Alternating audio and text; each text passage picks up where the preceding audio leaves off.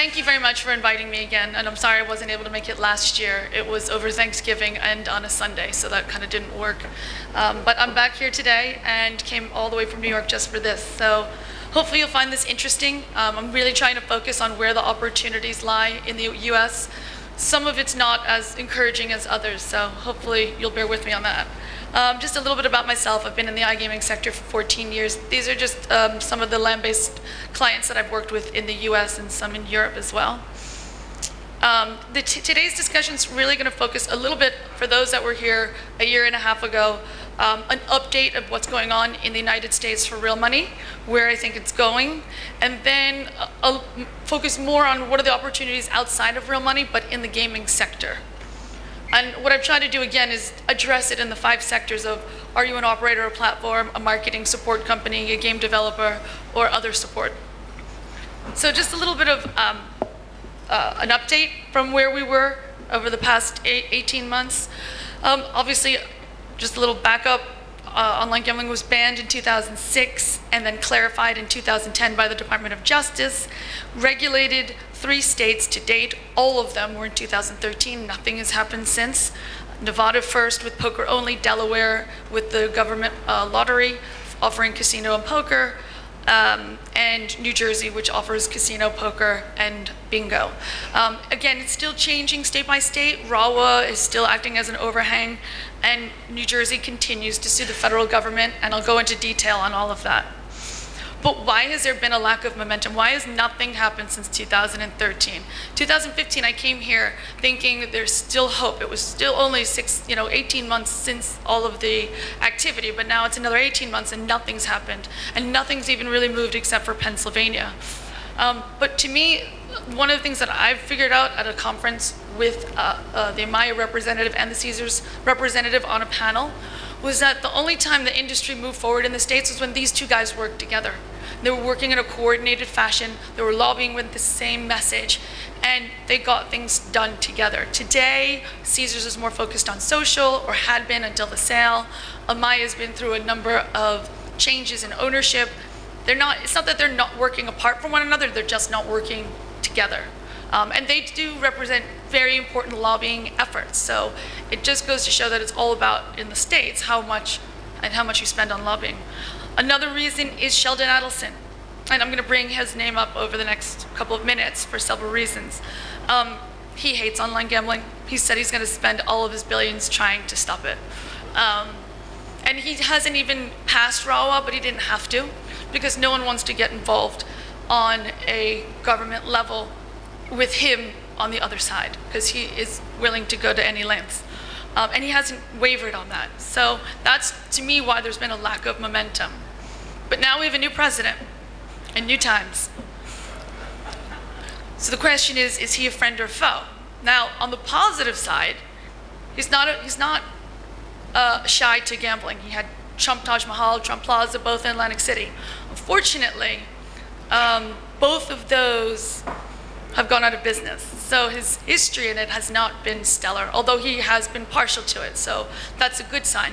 The bad sign is something that happened over the last 30 days of the presidential election. And that was, initially Sheldon Adelson had committed $100 million in lobbying to the Republican Party. And then when he didn't love the way Donald was behaving during the campaign trail, never actually really committed it, mainly went to fund the state Republican Senate and Congress. Last 30 days of the campaign, came back, started to support Donald in a material way. The $100 million that he committed, officially 5 went to him, but the rumor is that a lot more went to him through super PACs and other forms of donation. The negative is that he's now, and his wife, and Steve Wynn, and who's another non-lover of iGaming in the US with a lot of influence, are all 3 on his inaugural ball finance chair. Now the question is this more to come? Are they still going to maintain their influence over the policies? Or is it, thank you very much for your donation, inaugural ball, let's move on? So it's unclear. I probably would say the former, that it's not going to happen, and I think his influence will be felt. So just moving on from that, the iGaming Snapshot today. This is the exact same one I put up in 2015. Has moved. The update, just a little bit of like where we are. Obviously, iGaming has increased since 2015. That number has doubled. Still a dominance in New Jersey, not surprising. Nevada right now is not, we don't even know what they're doing because they're not required to report this anymore because they fell under the required 3 casinos that offer it. And Delaware continues to underperform, but getting better. Continued slowed inches, I just talked about the election. The launch of the interstate poker has not been massively successful. I think that's the nature of those 2 states that partnered. It's more because Nevada has all professional players and it's like the money's just going one way. A bill was close with Pennsylvania, but it failed. And I'll go into that in a little bit. And Michigan came out of nowhere. So there is hope. States can come out of nowhere and make like pretty decent movement. But again, we'll see where that goes now that with the new president. I'm going the wrong way. New Jersey. What's happened in New Jersey? Resorts launched right when I started, when I came here 18 months ago, and within 12 months they caught up with all the big ones. So it demonstrates that you can be a late entrant into this market and still catch up to the ones that were there before. So the first mover advantage did not really help them a lot. PokerStars also a year and a half later entered the market, grabbed 50% market share within the month and has maintained it. But oddly, didn't increase the market like 10%, but so it's been a cannibalization of the 2 existing incumbents. So there is a natural top end to the market that has been hit. Gaming VC acquired bwin, which is the supplier of Borgata. Everyone thought they weren't going to be able to get licensed because they've got such massive exposure to unregulated markets such as Turkey. They got a license. So this whole stereotype that it's so hard to get this license in the States and they're going to come after you if you've done one thing bad. I mean, look, I'm not saying they're not tough. They're very tough, but they're also understanding as well. And then Betfair. I'm going to go into Betfair a little bit, but they've done 2 things that has been completely underreported. One thing, they launched an exchange on horse racing. So their peer-to-peer market exchange is now available if you are a resident of New Jersey. Now, that's important for 2 reasons. 1, we've never had fixed odds in the United States ever, legally. 2, it's moved fixed odds as a concept outside of Nevada. So that's really important because the United States only has pari-mutuel for horse racing in, I think, 38 states, depending on how you define the law. But this is a big movement, but it's just no one's covered it from a reporting standpoint. And for New Jersey, media affiliates have become finally an important part of the ecosystem. Before, when I came here last time, they weren't really doing that well, but that has changed with the level of professionalism of the operators and the affiliate software and the affiliates themselves. Again, casino still is the lion's share of the revenue. What I think is interesting here, this is for poker. Poker now represents online more than 50% market share for revenue in New Jersey. The opportunity is, you can't really see that line, that's casino. That's the market penetration for casino. So if you look at where poker's been and where casino's been, I still think that there's a tremendous opportunity for real money online poker. Again, it still remains in New Jersey, and this goes to that fact that the late stage entrance isn't really a factor. When I came here last time, Resorts, which is the purple line, just had launched, and you can see that within 12 months that they caught up.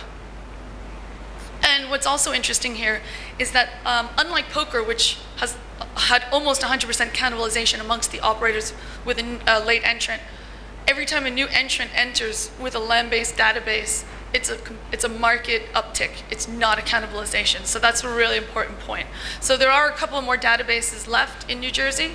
The Trump Taj Mahal recently closed its doors, but if it were to figure out something with the unions, there'll be an opportunity with that database and the Trump Plaza as well.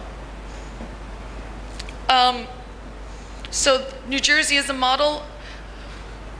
The one thing I can say is I'm not sure the learning lessons in the other states are appreciated as much as they should.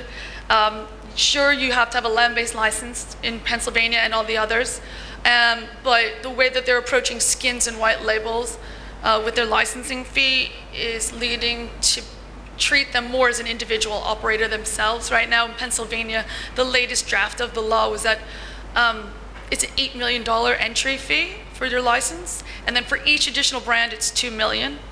Which, if you look at New Jersey, it's $450,000 split amongst 5 brands. It's a huge difference. I mean, granted, that's per year, and the $5 million and the $2 million are for the first 5 years, but it's still a huge fee to pay to enter a market that's maybe 20% bigger than New Jersey. So, you know, as much as I'm hopeful that Pennsylvania does legalize, I'm hoping that they do it in a way that's not just about filling a tax hole in and, you know, filling it up for tax reasons.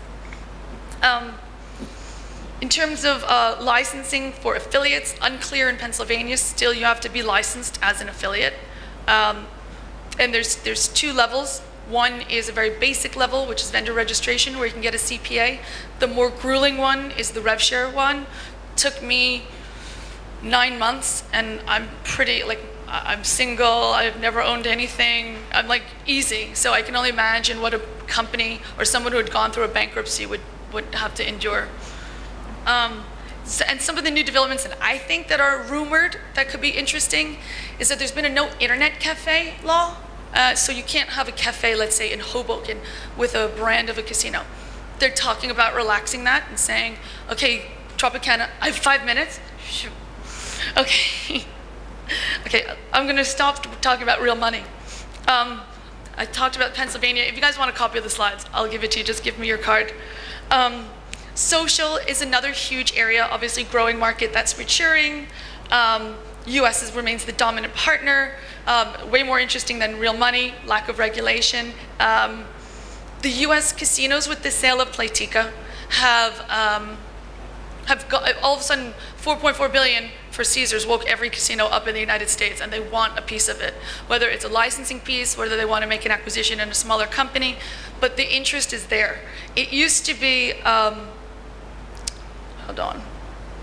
It used to be that Caesars, MGM, Churchill Downs, which has a huge horse racing presence, it was only for the bigger guys, but now, over the last year, you've seen companies like Delaware North with 6 regional casinos, or Penn National, make major investments. And the last one was a client of mine, the Portchester Creek in Alabama, you know, bought their own social casino solution. And I have other clients in the States that are waking up and saying, we want something. We want to do just more than licensing. We want to be in this business. It is our business. And the reason why it is in their business is they realize it's their business. It's their players. Their players are playing online. Their players want to earn points in social, come back to the land-based casino. I don't think you can no longer just build a social casino and scale that easily right now. The CPAs are too high to make it work. So you do need a land-based partner with VIPs in the land-based casino. I mean, the 2 markets are so overlapping. All the data has proven it. This was done by Games. 45% of the land-based casino, the social players have visited a land-based casino in the last 90 days, and 82 in the past year. And you can't deny the fact that these 2 markets are inextricably linked. 83% of the social casino players visited a property, you know, this is a different study, just showing over and over why the land-based casino companies have to get involved. And now that Caesars, you know, 4.4, I mean, obviously no one's going to be able to do that, although Penn National's trying to create another company like that. And you'll see more and more companies trying to take that, willing to take that risk now. So that's where I think that there's opportunity in the social. Whether you want to become a B2C and sell to a land-based casino or go into B2B, I still think the market there is underdeveloped with only a couple of quality providers. So I think that there is, again, rent or buy. There's a lot of opportunity in that sector right now. And I know that this country is so good at it. So good at building the game, so good at customer acquisition, so good at customer retention. There's so much for the land-based casinos to learn from the people in this country who are so good at it. Every time I say, they say, well, how do we develop this? I say, well, get a flight, go to Tel Aviv, and you can find a lot of really talented people over here. So skill games, and I'm trying to go fast because I've got 2 minutes. It's kind of this confluence of subsectors that have pushed everything towards hopefully the legalization of sports wagering, starting with fantasy sports, moving into eSports, and then skill-based slots. So we all have seen fantasy sports. It's a carve-out from UEFA from 2006. It's growing, it's large, there's 41 million people that do it in North America alone. This is interesting. This is an update from the presentation I did last time I was here. Last time I was here, there was 2 states that were considering daily fantasy regulation, Kansas and Iowa. But now 7 states have passed DFS bills. 11 of them think it's a form of gambling. So some of it's good, some of it's bad. Right now, as an industry, it's really hard to be in this industry to make money unless you want to start outside the industry and come back in, or you're willing to kind of just break even. But it's a kind of scary place, because if it is considered sports wagering, it's a lot worse than just if you're doing something in poker and in casino in the United States. Two companies that have controlled the industry, we know that. They've just recently merged. They overcommitted on advertising spend, putting themselves in a kind of odd spot. There's been unprecedented legislation. Most of the DFS companies outside of FanDuel, DraftKings, Yahoo, CBS have basically shut down or mothballed pulled out of the US, trying to make it in Europe, trying to make it in Asia. So I kind of think it's one of these industries that it will come back, and will come back really, really strong. I think if there's a situation that you can have a break-even scenario to wait out the storm, do something in Europe, then I think that it's an interesting opportunity. eSports, okay, it's huge, right? 49 million, who is this guy? This is PewDiePie. He's got 49 million subscribers on YouTube. Okay, the next largest person is Justin Bieber, okay? And so it just demonstrates, and he's twice as much as Justin Bieber, the second largest YouTube subscriber. All he does is play video games on eSports and chats about them. So, back to the opportunities in eSports, well, there's several. There's professional wagering, there's skin betting, which I think we can all say, maybe not. And then there's casual cash wagering and social. So on the sports wagering side, very much focused in the States. It's very much focused in Nevada, them developing regulations for professional sports wagering as well as for amateur. And they're working on that right now. Just to demonstrate how important eSports is. I know it's not a topic today, unfortunately, but it was last year. Right now, for Pinnacle, which is one of the largest sports books in the world, it's the 5th largest sport that they cover for online gambling. So it is something that's growing fast. Skin betting, I think, has taken a bit of a wobble because of some of the publishers taking control. What they had, Riot had let too many people do too many things with their API, so they are trying to control that. And so now an area that I personally think is 2 areas. Peer-to-peer in the sports wagering side, I don't think anyone's doing that. Nothing to do in the United States. That's totally separate outside. But an area that I think is poised for growth. I think it's actually superior in the long term rather than traditional bookmaking. And the casual cash wagering. The one area, this is just to demonstrate how popular it is in terms of viewership for other major sporting events, the prizes.